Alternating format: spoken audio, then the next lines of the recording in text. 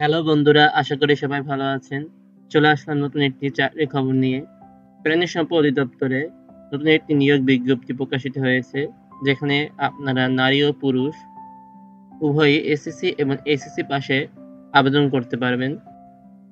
আবেদন শুরু কবে, শেষ কবে, কিভাবে আবেদন করতে হবে, আবেদন করতে কত টাকা খরচ হবে, কিভাবে আবেদনের ফি জমা দিবেন, সবকিছু বিস্তারিত আলোচনা করা হবে। তাই আপনাদের কাছে একটি রিকোয়েস্ট, ভিডিওটি শেষ পর্যন্ত ধৈর্য সহকারে দেখুন। তো দেখতে পাচ্ছেন যে প্রাণী সম্পদ অধিদপ্তরে সদ্য প্রকাশিত হয়েছে নিয়োগ বিজ্ঞপ্তি। প্রথমে রয়েছে ক্যাশিয়ার, বেতন ৯,৩০০ থেকে ২২,৪৯০, বেতন গ্রেড ১৬, পদের সংখ্যা ৫৪টি। শিক্ষাগত যোগ্যতা দরকার এখানে। শিক্ষাগত যোগ্যতা প্রয়োজন কোনো স্বীকৃত শিক্ষা বোর্ড হতে ন্যূনতম উচ্চ মাধ্যমিক সার্টিফিকেট বা সমমানের পরীক্ষায় উত্তীর্ণ এবং কোনো স্বীকৃত প্রতিষ্ঠান হতে basic computer course, MS Word, MS Excel, email এবং ইন্টারনেট ব্যবহার সহ সম্পূর্ণ কাজে দক্ষতা থাকতে হবে।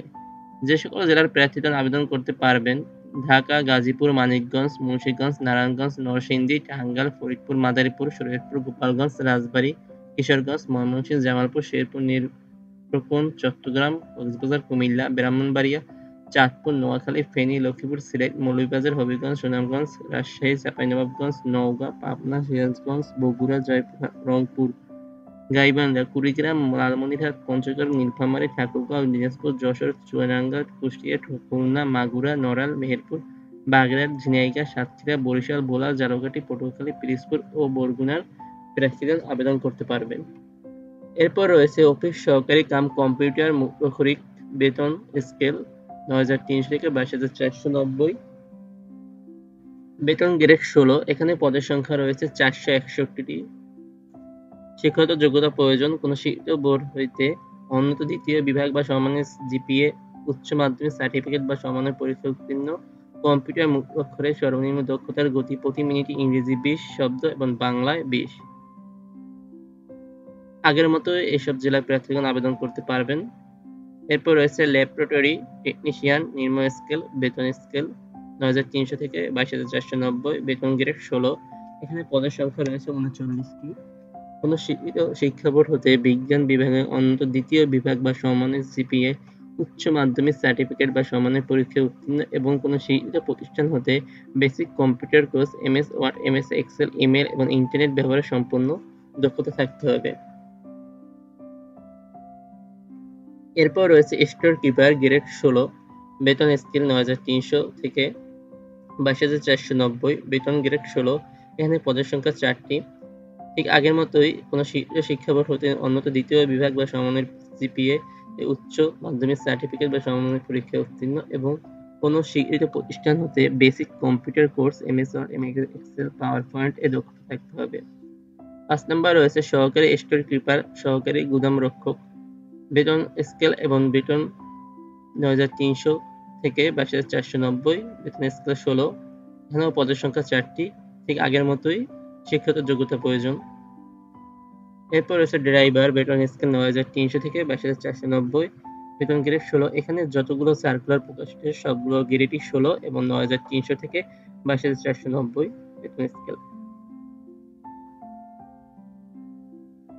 এখানে পদের সংখ্যা ৪৯। কোনো স্বীকৃত শিক্ষা বোর্ড হতে অন্যত জুনিয়র স্কুল সার্টিফিকেট বা সমমানের পরীক্ষায় উত্তীর্ণ এবং বিআর কর্তৃক ইস্যুকৃত ড্রাইভিং লাইসেন্স ৩ বছরের অভিজ্ঞতা থাকতে হবে। এরপর রয়েছে ড্রাইভার ট্রাক্টর, বেতন স্কেল ৯,৩০০ থেকে ২২,৪৯০, বেতন গ্রেড ১৬। এখানে পদের সংখ্যা ৫। এখানে বলা হয়েছে শিক্ষাগত যোগ্যতা কোনো এখানে বলা হয়েছে কোনো স্বীকৃত শিক্ষা বোর্ড হতে অন্যত জুনিয়র স্কুল সার্টিফিকেট বা সমমানের পরীক্ষায় উত্তীর্ণ এবং বিআরটিসি কর্তৃক ৩ বছরের অভিজ্ঞতা সম্পন্ন ড্রাইভার লাইসেন্স থাকতে হবে। এরপর রয়েছে মিল্ক ভ্যান ড্রাইভার, পদের সংখ্যা ২ এবং এখানেও কোনো স্বীকৃত বোর্ড হতে জুনিয়র স্কুল সার্টিফিকেট পরীক্ষা উত্তীর্ণ হতে হবে এবং ড্রাইভিং লাইসেন্স থাকতে হবে। এরপর রয়েছে ট্রাক ড্রাইভার, এখানে পদের সংখ্যা ৬। এখানেও ঠিক সেম, কোনো স্বীকৃত শিক্ষা বোর্ড হতে অন্যত জুনিয়র স্কুল সার্টিফিকেট বা সমমানের পরীক্ষায় উত্তীর্ণ এবং বিআরটিএ কর্তৃক ইস্যুকৃত ড্রাইভারি লাইসেন্স সহ ৩ বছরের অভিজ্ঞতা থাকতে হবে। এরপর রয়েছে ড্রাইভার ট্রলি, ৪ বছর, পদের সংখ্যা ৪। কোনো স্বীকৃত শিক্ষা বোর্ড হতে উন্নত জুনিয়র স্কুল সার্টিফিকেট বা সমমানের পরীক্ষা উত্তীর্ণ এবং বিআরটিএ কর্তৃক ইস্যুকৃত ড্রাইভিং ভারী লাইসেন্স সহ 3 বছরের অভিজ্ঞতা থাকতে হবে। এরপর হচ্ছে ড্রাইভার লরি, পদের সংখ্যা 4টি।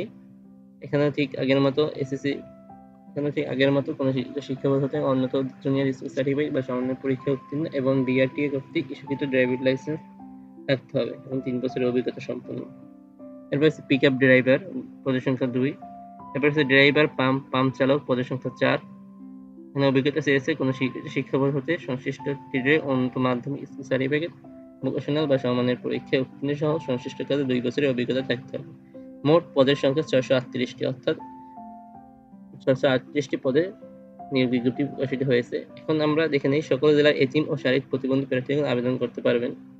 এখানে আমরা দেখে নেই কি কি শর্তাবলী প্রযোজ্য। বলা হয়েছে প্রাণী সম্পদ অধিদপ্তরের ক্যারিয়ার বহির্ভূত গেজেটেড কর্মকর্তা এবং নন গেজেটেড কর্মচারী নিয়োগ বিধিমালা 2023 অনুসারে নিয়োগ কার্যক্রম পরিচালিত হবে। নিয়োগকালীন সময়ে প্রচলিত সরকারি বিধিবিধান কোনরূপ সংশোধিত আসলে তার নিয়োগ প্রক্রিয়া অনুসরণ করা হবে। সকল সরকারি নিয়মাবলী অনুসরণ করে জেলার প্রাপ্যতা অনুযায়ী কেবল যোগ্য প্রার্থী বরাবর প্রবেশপত্র প্রেরণ করা হবে।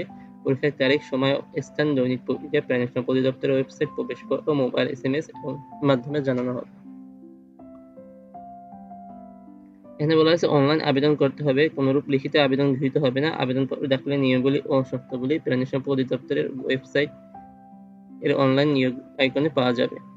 আবেদন শুরু 18/4/2024 খ্রিস্টাব্দ সকাল 9টা থেকে এবং আবেদনের শেষ তারিখ 19/5/2024 খ্রিস্টাব্দ রাত 12টা পর্যন্ত। প্রার্থী অবশ্যই বাংলাদেশের স্থায়ী নাগরিক হতে হবে।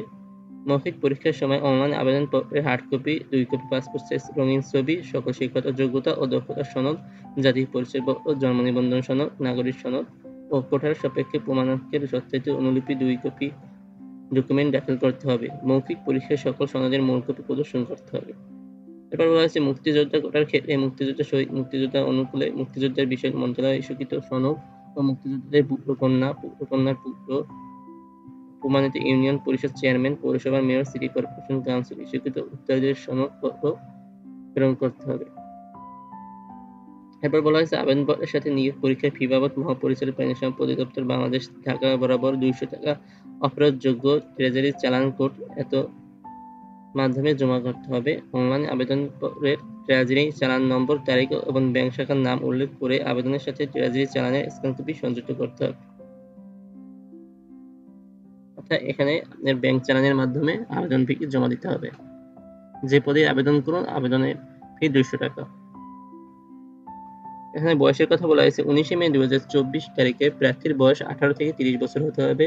মুক্তিযোদ্ধা, মুক্তিযোদ্ধা শহীদ, মুক্তিযোদ্ধাদের পুত্র সন্তান এবং শারীরিক প্রতিবন্ধীর ক্ষেত্রে বয়সের ঊর্ধ্বসীমা 32 বছর, মুক্তিযোদ্ধার পুত্র সন্তান ও পুত্র কন্যার বয়সের ঊর্ধ্বসীমা 30 বছর বয়সের ক্ষেত্রে এফিডেভিট গ্রহণযোগ্য হবে না।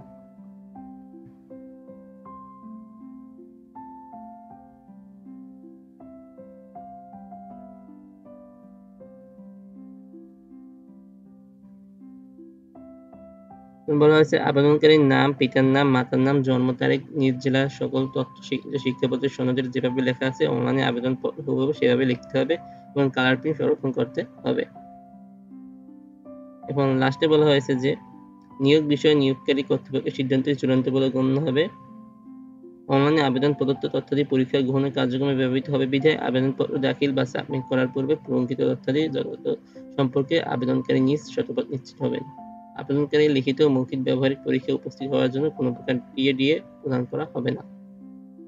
তো এই ছিল প্রাণী সম্পদ অধিদপ্তরের 638 পদের একটি নিয়োগ বিজ্ঞপ্তি।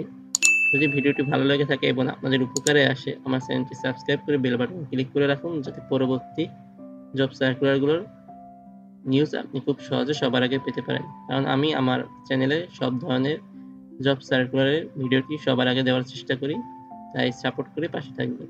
ধন্যবাদ সবাইকে।